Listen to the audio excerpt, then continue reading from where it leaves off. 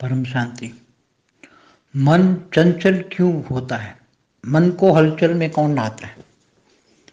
मन पर क्या सूक्ष्म शरीर का प्रभाव रहता है या स्थूल शरीर का या कारण शरीर का या बुद्धि का या संस्कारों का या आसपास के वायुमंडल का? किसका प्रभाव रहता है? मन को तेज कौन भगाता है? तो सभी का जवाब एक ही है। अनेक प्रकार की जो परिस्थितियां होती हैं उसके हिसाब से मन को चंचल बनाता है। वैसे एक एग्जाम्पल दूं कि जब मन कैसे चंचल बनता है। डायरेक्ट एग्जाम्पल है कि जब मनुष्य आत्माएं श्वास लेती हैं तो श्वास में वायु तत्व जाता ही है। तो वायु तत्व माना सूक्ष्म शरीर, वायु तत्व का शरीर, सूक्ष्म शरीर। तो वायु तत्व में जो श्वास में आई उसमें नेगेटिविटी भरी हुई है। तो श्वास में आई हुई वायु तत्व में नेगेटिविटी जो है वो सूक्ष्म शरीर को इफेक्ट करती है, और सूक्ष्म शरीर को जब इफेक्ट करती हैं तो डायरेक्ट सूक्ष्म शरीर का प्रभाव मन पर पड़ता है, और मन बार बार जो वायुमंडल में, जिस वायुमंडल में से वायु तत्व आ रहा है उसी का प्रभाव में, वायुमंडल के प्रभाव में मन आ जाता है। तो वायुमंडल का प्रभाव हमेशा मन पर पड़ता है। फिर दूसरा, कारण शरीर में रिकॉर्डेड सारी चीजें हैं, अगले जन्मों के संस्कार हैं, कर्म है, कर्म बंधन है, वो सारे कारण शरीर में रिकॉर्ड है। तो कारण शरीर में से भी कर्म बंधन का फ्लो सूक्ष्म शरीर द्वारा उसको, मन को प्रभावित करता है।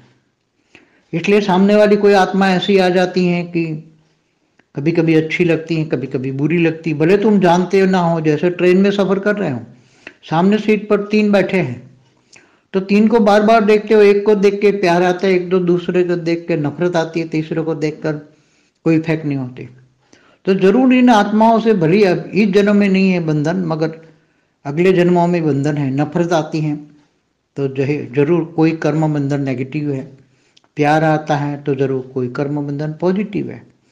तो आत्मा को देखने मात्र से, मनुष्य को देखने मात्र से पॉजिटिव या नेगेटिव जो मन में भाव आता है वो कहाँ से आता है? तो वो सीधा कारण शरीर में रिकॉर्डेड सीधी चीज तुम्हारे मन को इफेक्ट करती हैं। सीधा कारण शरीर इमर्ज हो जाता है सामने वाले को, 1 सेकंड में कारण शरीर मन का प्रभाव तुम्हारे मन पर डालता है और नेगेटिव या पॉजिटिव इफेक्ट देता है।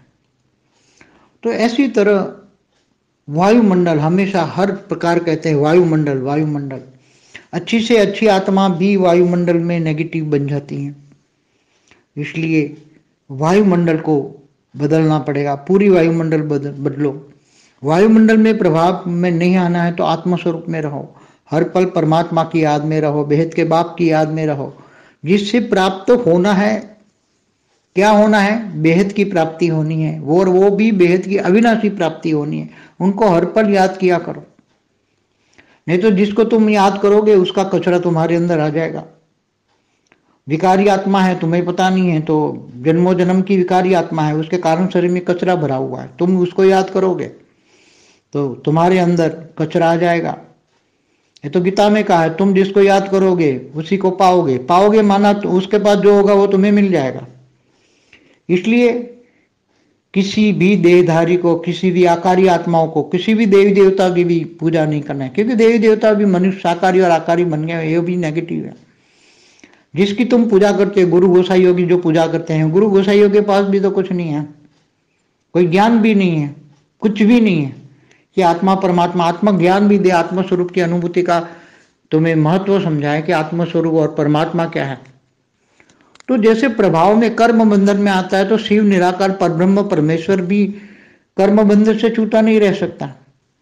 वो निराकार है, परमधाम है, तो भी उनकी जो रचना का है, पूरी ब्रह्मांड की रचना की उसने, ब्रह्मा द्वारा सृजन, विष्णु द्वारा पालना और शंकर द्वारा विनाश। तो त्रिदेव, त्रिगुण है, तीनों में 3 गुण है।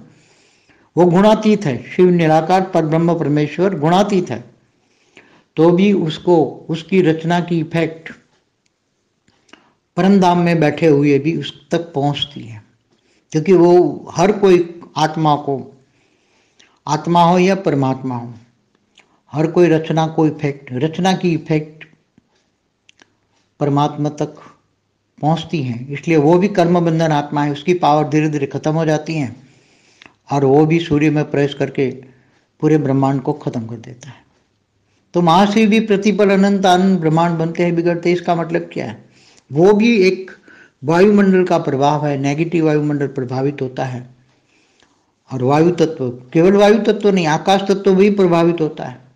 जहाँ वायु तत्व नहीं वहाँ आकाश तत्व भी प्रभावित होता है, क्योंकि वायु तत्व आकाश को प्रभावित करता है और आकाश भी परम आकाश को भी प्रभावित करता है और परम आकाश भी निराकारी पर ब्रह्म परमेश्वर ऊपर जो ऊपर का जो आवरण है उसको इफेक्ट करता है। निराकार को भी ऊपर के आवरणों में उसकी कर्मों की जो हलचल होती है उसको भी प्रभावित करता है।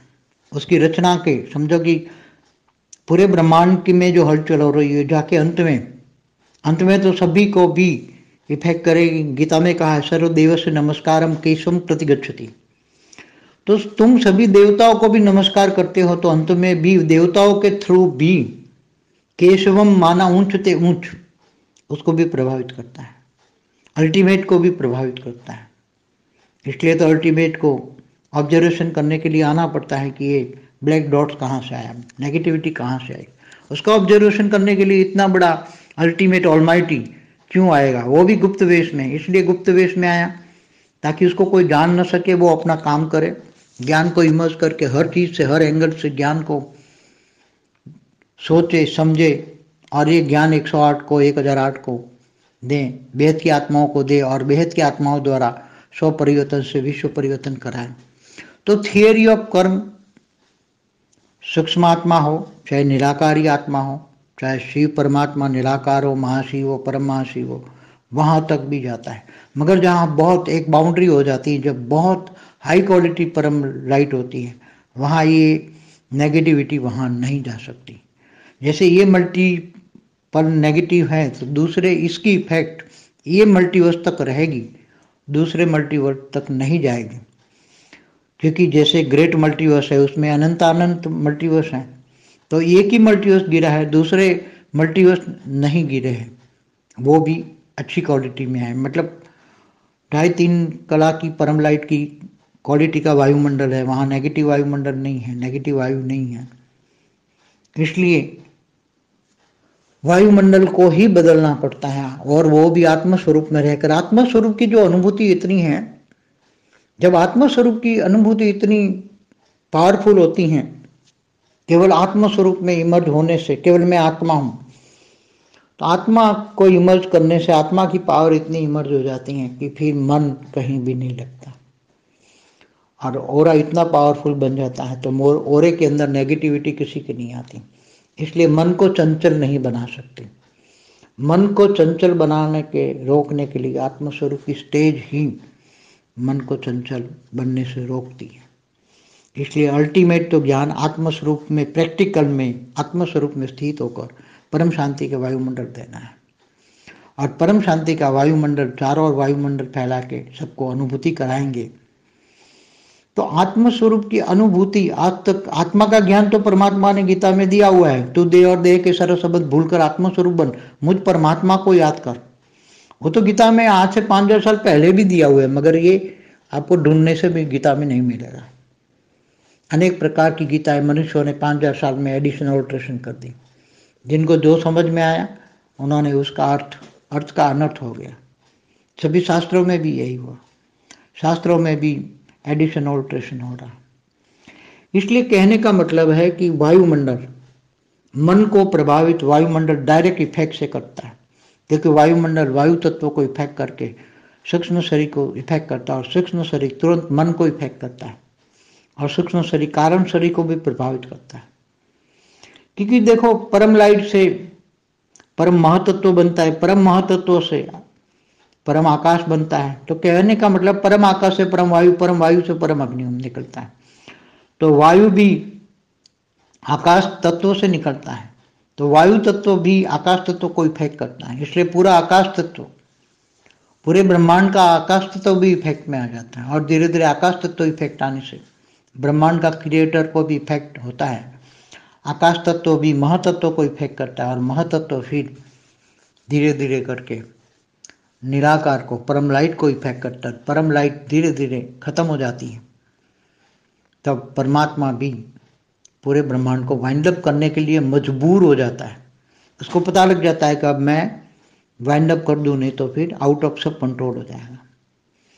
इसलिए चाहे महाशिव भी महाकाल बन के अनंत कोटि ब्रह्मांडों को अपने रोम रोम में समा लेता है। क्यों? क्योंकि अल्टीमेट वो क्रिएटर है, और जो भी क्रिएटर है वो क्रिएशन करता है, तो क्रिएशन की इफेक्ट अल्टीमेट क्रिएटर को इफेक्ट करती हैं, चाहे कितना भी बड़ा क्रिएटर हो। इसलिए ये थोड़ा बच्चों को समझा देता हूँ। और देखो, हमारे पास तो बहुत सारी ढेर आत्माएं आती हैं, उसमें ज़्यादातर तो आत्माएं प्रवेश करके ही ज़्यादातर लाती हैं। और आत्माएं जब प्रवेश करके लाती हैं, उसमें या आसपास में रेज मार के भी लाती हैं आत्माएं, तो उसको विजन भी बहुत दिखाती हैं। उसको ये दिखाएगी, उसको ये दिखाएगी, उसको ये दिखाएगी, मुझे ये दिखता है, मुझे ये दिखता है, मुझे ये दिखता है। हमारे पास तो इतनी ऐसी ऐसी आत्माएं हैं कि कहेंगे मुझे तो ये दिखता है, हमेशा बापूजी मेरे साथ रहते, मेरे साथ सोते, मेरे साथ चाय में भी बापूजी दिखते, ये दिखते। ऐसे बहुत पहले भी आए, तो बहुत आए, मुझे ये विजन आता है। जिनको विजन आता है उसका मतलब समझ लो कि उसके साथ कोई आत्मा है, आत्मा ही उसको विजन में लाती है। बाकी आत्मस्वरूप बनना यही हमारा लक्ष्य है। ये विजन में आना मतलब कभी ना कभी खतरा है। जिनको भी विजन आ रहे हैं वो समझ लो कि ये खतरे से खाली नहीं है।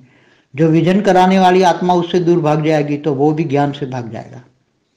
इसलिए जिनको विजन आता है, मेरे को ये दिखता है, ये दिखता है, तो उसको समझ लेना चाहिए कि मेरे पास आत्मा है। पहले भी कई वीडियो में मैंने कई खुलासे किए हैं, तो समझ लो उसको आत्मस्वरूप की अनुभूति करना। ज्ञान सबसे बड़ा, ज्ञान से बड़ा वो बड़ा। आज की तारीख में ज्ञान दान महादान, जो ज्ञान दान मान दान करके भाग्य बनाना चाहता है, ये अभी बहुत समय कम रह गया है। होना तो है, अभी बहुत जल्दी होना है, मगर समय बहुत एक्यूरेट तो नहीं है, मगर अभी भाग्य बनाने का समय फिर नहीं मिलेगा। ज्ञान दान महादान करने का ये समय है। आगे चलकर ये समय भी आज से निकल जाएगा, तो जो माया में फंसी है, न माया काम आएगी। जैसे अभी अचानक हुआ ये, तो इससे भी भयंकर अचानक होना है। तो अभी तो ये तुम्हें सैंपल दिया है, ये कोरोना का एक सैंपल है कि अभी भी सुधर जाओ, तुम अभी भी सुधर जाओ। अभी तो अब बाप नहीं रहा, बाप भावातीत बन चुका है, बाप भावनाओं से परे है। अब टीचर, समय तुम्हारा टीचर है, बाप टीचर नहीं है। बाप टीचर सदगुरु नहीं है। अब समय तुम्हारा टीचर है, और समय ने हाथ में डंडा लिया है। और अभी कब डंडा कैसे लगाएगा, वो आने वाला समय बहुत क्रिटिकल आने वाला है। इसलिए एक और भाग्य बनाना है, बेहद का अविनाशी भाग्य बनाना है, ज्ञानदान महादान, और दूसरा योग भी करना है। रात को 10 से 11 में जो योग से जुड़ते हैं वो भाग्यशाली आत्मा है, बहुत बड़ा भाग्य बनाते हैं। और जो आलस कर देते हैं, हलबेलापन कर देते हैं, उसका दुर्भाग्य तो हम तो नहीं कहते, मगर भाग्य नहीं बनेगा।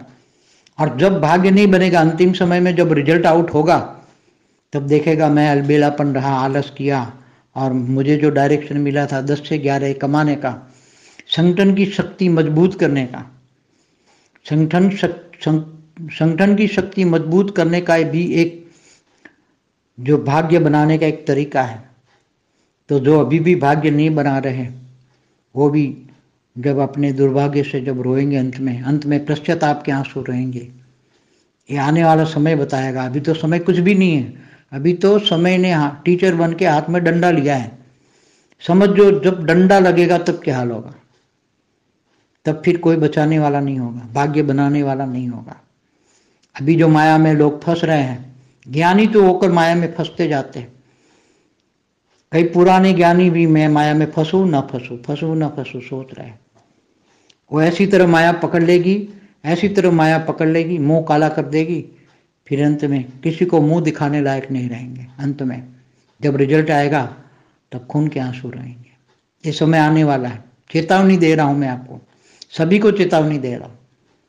ये मैं चेतावनी दे रहा हूं, ये सोच के समझ के चलो। अभी अंत में कई आत्माओं को भक्ति मार्ग की तरह कहते हैं ना, न माया मिली न राम। माया तो रहने वाली नहीं है, माया चले जाने वाली है, और धरती की कोई भी चीज काम में नहीं आने वाली। अंत में ज्ञान और योग जो किया है वही काम में आने वाला है। इसलिए अभी माया सबको हिला रही है, जबरदस्त टेस्टिंग हो रही है आत्माओं की, जबरदस्त टेस्टिंग हो रही है आत्माओं की। पावरफुल कौन है, ज्ञान से मजबूत कौन है, कौन निश्चय बुद्धि विजंती वाला है, इसकी टेस्टिंग हो रही है।